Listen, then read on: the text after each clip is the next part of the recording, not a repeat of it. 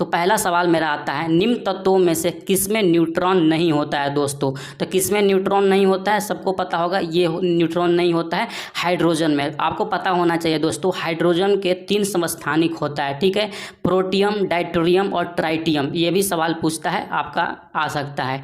Next सवाल है दोस्तों यहाँ पे कि एंगस्ट्रम इकाई है, तो एंगस्ट्रम किसका इकाई है दोस्तों, वो है मेरा तरंगदैर्घ्य का, ठीक।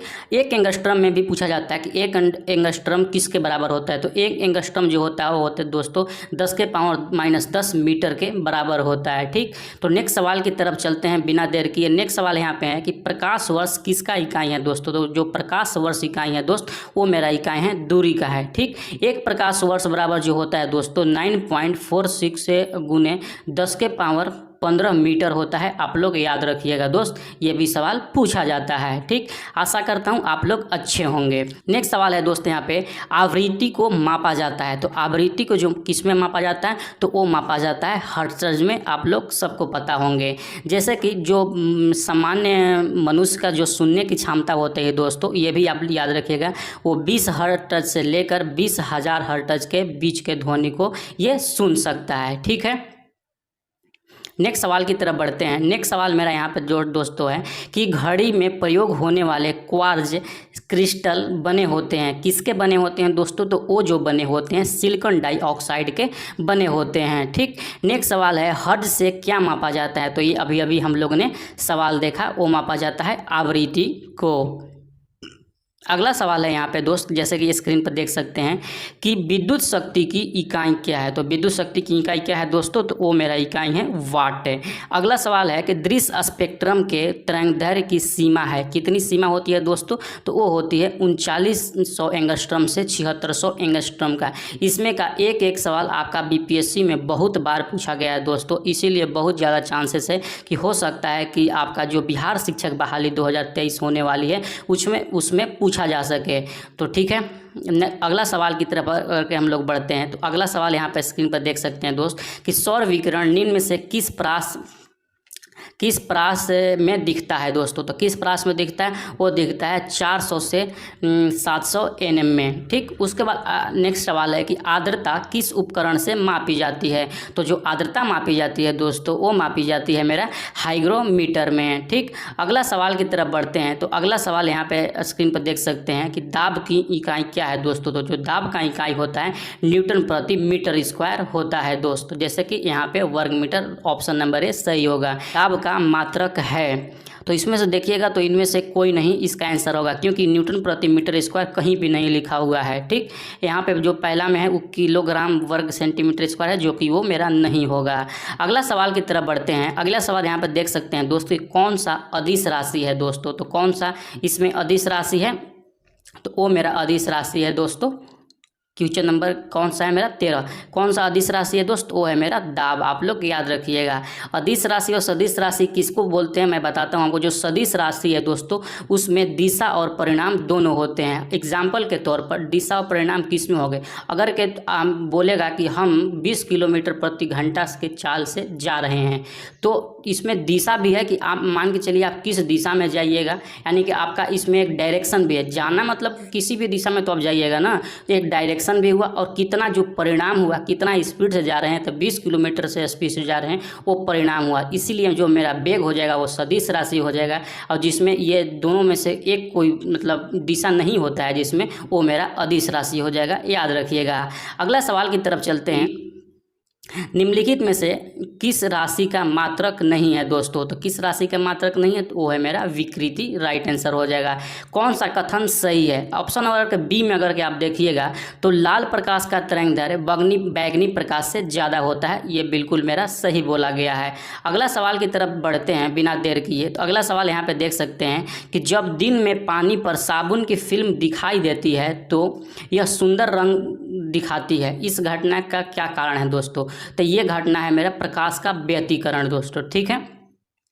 उसके बाद अगला सवाल है मेरा कि एक परमाणु के केंद्र का धनावेशित हिस्सा क्या कहलाता है, तो क्या कहलाता है मेरा, वो मेरा कहलाता है दोस्त न्यूक्लियस कहलाता है, आप लोग याद रखिएगा हमेशा।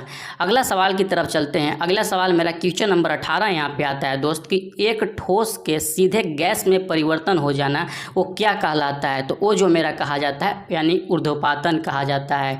ऊर्ध्वपातन का उदाहरण हमको देखने को मिलता है कपूर और नेफ्थलीन, याद रखिएगा ये सवाल हमेशा पूछा जाता है। ठीक, वह ताप बिंदु जिस पर ठोस, द्रव और गैसीय अवस्थाएं एक साथ रह सकती है वो क्या कहलाता है? तो उसको जो बोला जाता है उसको बोलते हैं हम लोग त्रिक बिंदु, याद रखिएगा।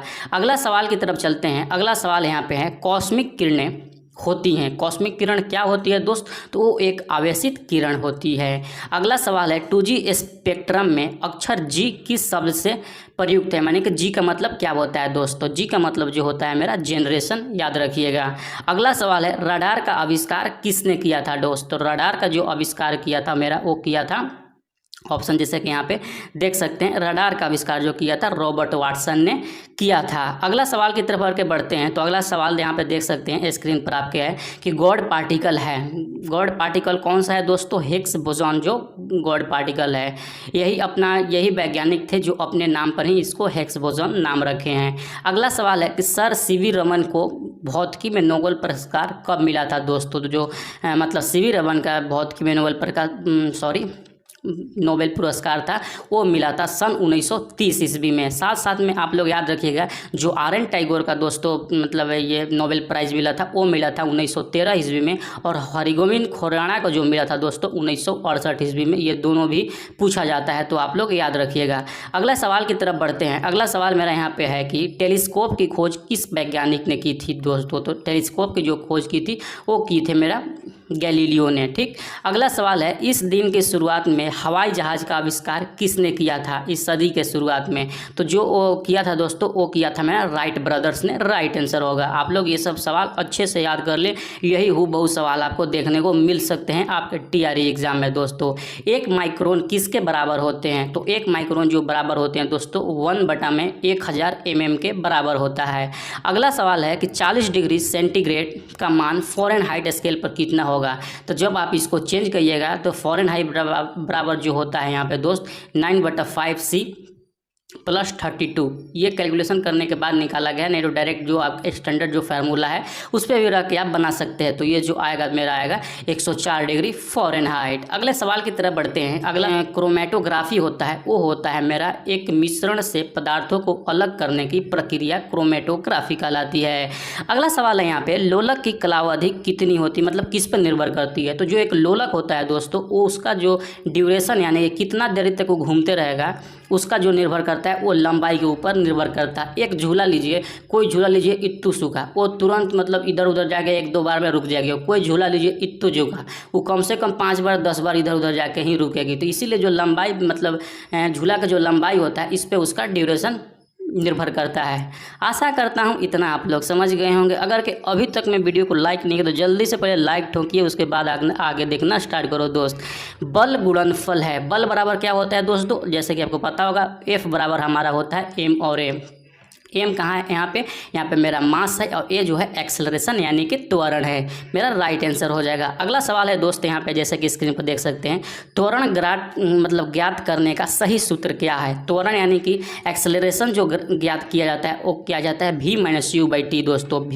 v होता है अंतिम वेग, u होता है प्रारंभिक वेग, और t होता है समय। यानी कि जो आपका लास्ट वेग होगा उसमें से प्रारंभिक वेग को घटाकर टाइम से भागा दे दिया जाता है तो उससे हमारा त्वरण आ जाता है। तो ये सब याद रखिएगा, ये सब सवाल आपको देखने को मिल सकते हैं। अगला सवाल है दोस्तों कौन सा राशि सदिश नहीं है? यानी कि सदिश नहीं है यानी कि वो अदिश है। अदिश मेरा कौन सा हो जाएगा? आयतन। अभी हम आपको बताया कि जो अदिश राशि होती है दोस्तों उसमें केवल परिणाम होता है, उसमें दिशा नहीं होता है। अगर कि हम आयतन मान के चलिए 2 मीटर क्यूब आयतन बोल दिए हम, ये है, तो अब इस पर मेरा ये दिशा क्या ही इसमें पता चलेगा कि कौन सा दिशा है क्या है? इसमें दिशा की ज़रूरत ही नहीं है, तो इसीलिए ये अदिश राशि है। आप लोग याद रखिएगा इसका।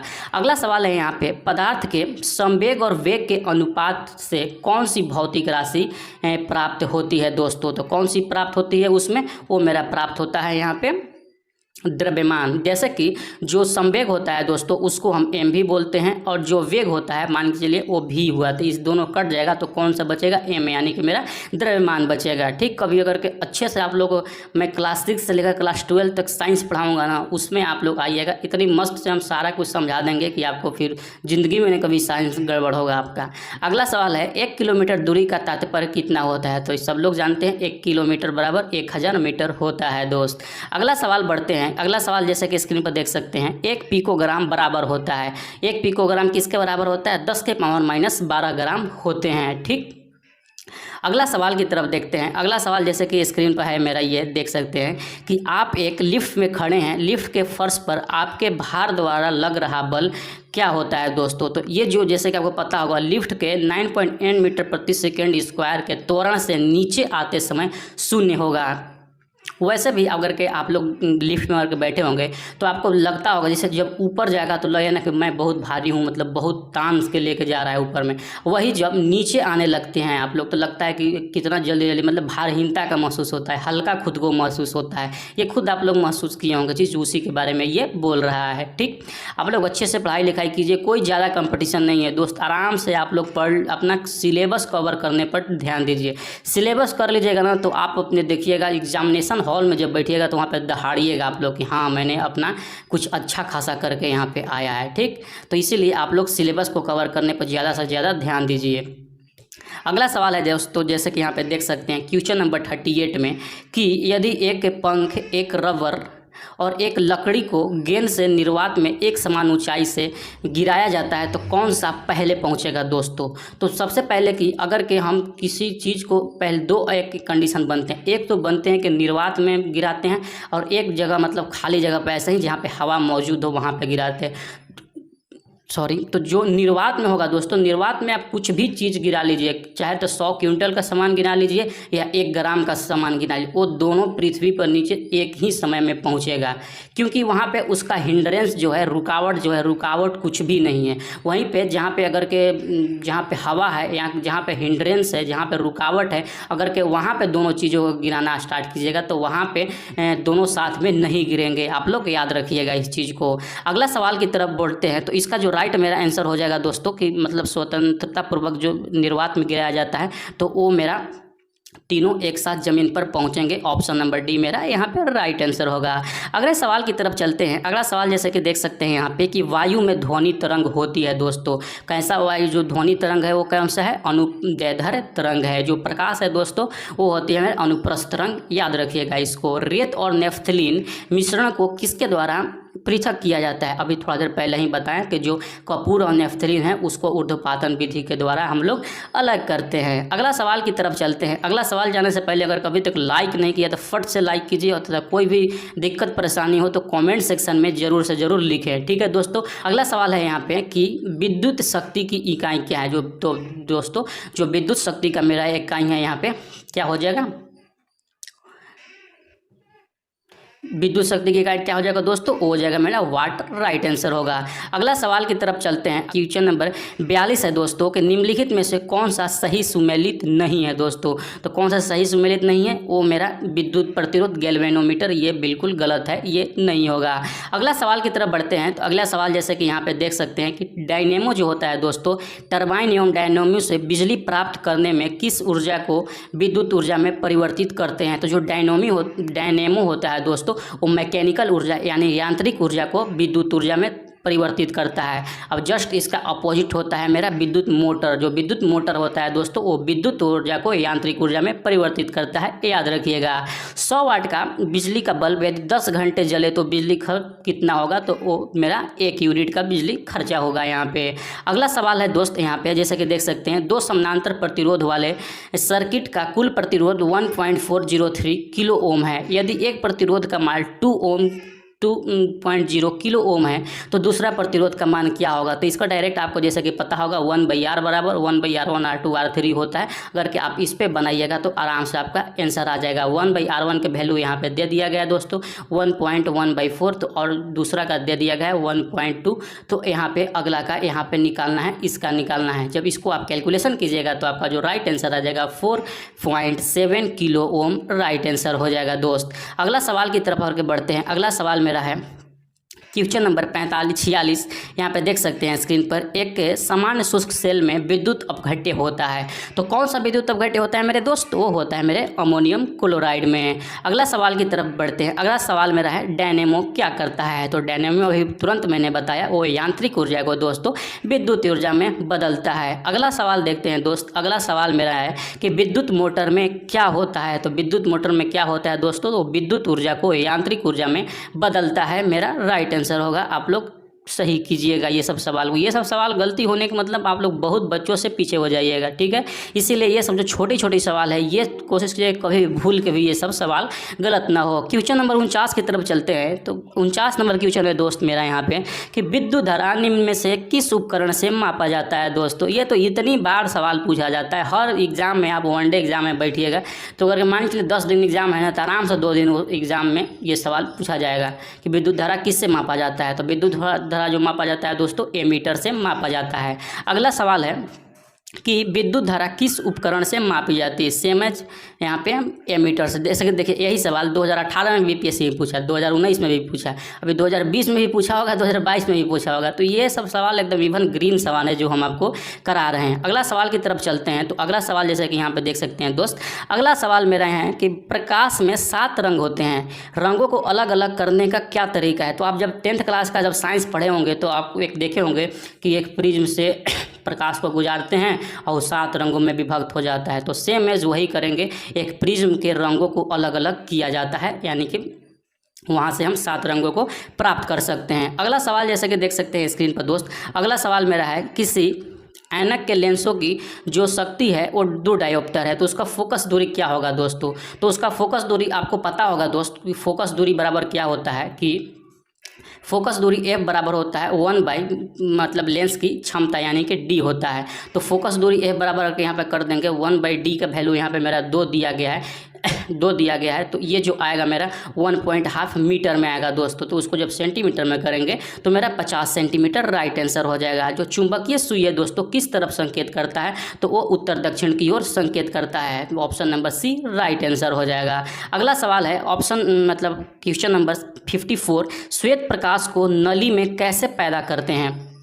कैसे पैदा करते हैं दोस्तों? तो उसको पैदा करने के लिए हमको क्या करना होता है कि तंतु को गर्म करना होता है, उसके बाद वो पैदा हो जाएगा।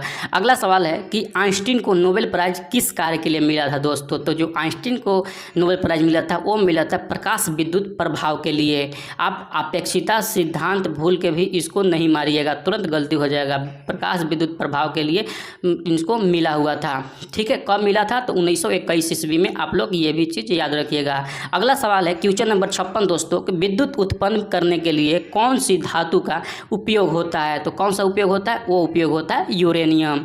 कमरे को ठंडा करने के लिए क्या किया जाता है? तो उसमें संपीड़ित गैस को छोड़ा जाता है जिससे कि कमरे ठंडा हो जाए, ठीक है। तो अगला सवाल की तरफ बढ़ते हैं। अगला सवाल मेरा 58 और 59 है। जैसे कि दोस्तों देख सकते हैं 58 पहले देखेंगे।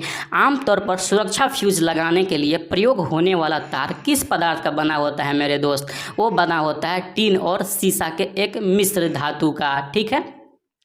अगला सवाल है कि निम्न में से कौन सा ऊष्मा का सबसे अधिक कुचालक है दोस्तों? तो ऊष्मा मतलब ऊष्मा का सबसे अधिक कुचालक है यानी कि जिसमें ऊष्मा बिल्कुल ही नहीं जाती, वो है मेरा पारा। राइट आंसर हो जाएगा ऑप्शन नंबर सी। अगला सवाल है दोस्त यहाँ पे कि अति चालकता का क्या लक्षण होता है, यानी कि सुपर कंडक्टिविटी क्या होता है? तो यानी कि उसको शून्य पारगम्यता उस पर होती है। आई होप कि ये वीडियो आप लोगों को पसंद आया होगा। कैसा लगा वीडियो आप कॉमेंट सेक्शन में भर भर के जरूर से जरूर कॉमेंट कीजिए कि ताकि अगला जो सेशन है बहुत जल्दी आप लोगों के लिए आए। तब तक के लिए पढ़ते रहिए, मुस्कुराते रहिए। मिलते हैं नेक्स्ट वीडियो में। जय हिंद।